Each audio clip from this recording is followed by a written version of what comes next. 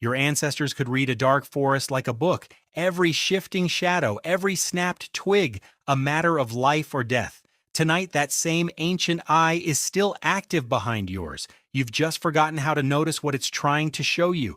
Here's the strange part. You'll never understand why a shadow on your wall makes your heart race tonight, until you understand what your ancestors were really looking for out there in the dark. You're not broken. You're running old code built for a world where seeing first meant living longer.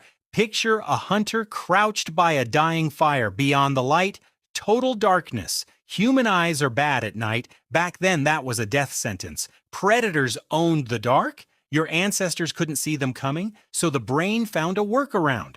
Psychiatrist Randolph Nesse has a name for it: the smoke detector principle. The rule is simple. Treat every shadow like a threat, every twig snap an alarm. Most of the time, you're wrong. That costs a few seconds of fear. But get it wrong the other way, miss a real threat, and you're dead. So evolution made a trade. It picked panic over accuracy. Better paranoid and alive than calm and eaten. Think about what that means for how your brain is built. It's not designed to tell you the truth. It's designed to keep you alive. Those aren't always the same job. A smoke detector that only screams for real fires would also miss some. So it screams for everything burnt toast included. Your fear response works the exact same way. Here's the part that breaks it. If this system evolved to fight off predators, why does it fire off during a normal Tuesday? A stranger holds eye contact 1 second too long on the subway, and you cringe. Your phone buzzes on a quiet desk, and you flinch. You walk into an empty parking garage and cold dread hits your chest. You hear footsteps behind you speed up to match your pace, and your whole body goes on alert. There are no saber-toothed cats left, but your body still floods with the same stress chemicals as if there were adrenaline, cortisol, your heart rate spiking, all for a shadow. Psychologist Daniel Nettle points to the real answer.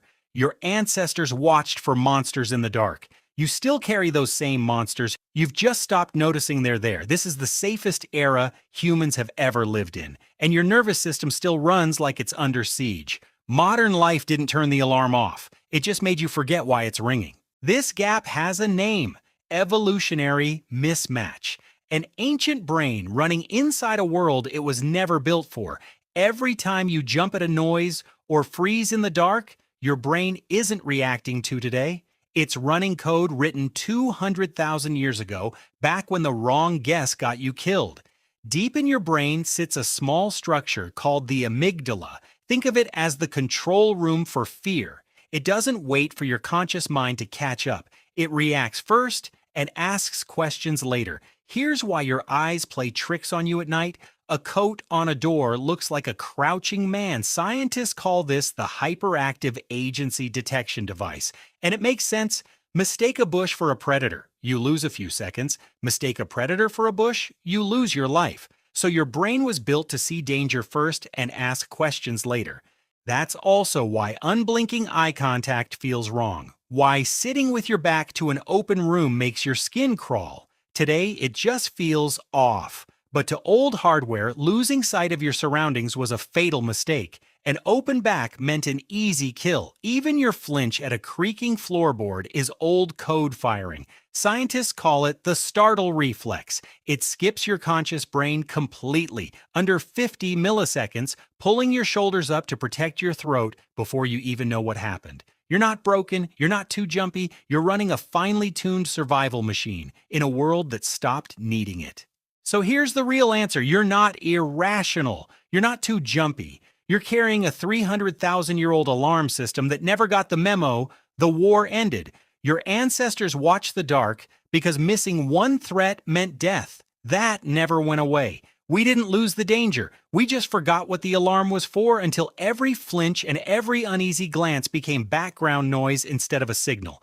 Think about how strange that is. You can live in a locked house in a safe city with a phone in your pocket that can call for help in seconds and still feel your pulse spike over a creaking pipe. That's not a flaw in the system, that's the system working exactly as it was built to. Tonight, when you flip off the lights downstairs and feel that little urge to speed up the stairs, don't laugh it off. You're not a coward in a safe house. You're the end of a very long line of people who survived the dark, the ones who listened to that same feeling and lived. What you're feeling isn't fear, it's an echo, an old fire still burning somewhere behind your eyes. It shows up in small moments you've probably never named. The extra glance at a parked car with someone sitting inside, the pause before opening a door to a dark room, the urge to sit facing the entrance at a restaurant. None of that is anxiety, it's inheritance. So here's the question. Out of everything your ancestors saw that you're now blind to, the flinch at a noise, the unease with your back turned, the discomfort with a stranger's stare, which one runs the deepest in you? And do you think it's actually protecting you or just haunting you? Tell me below.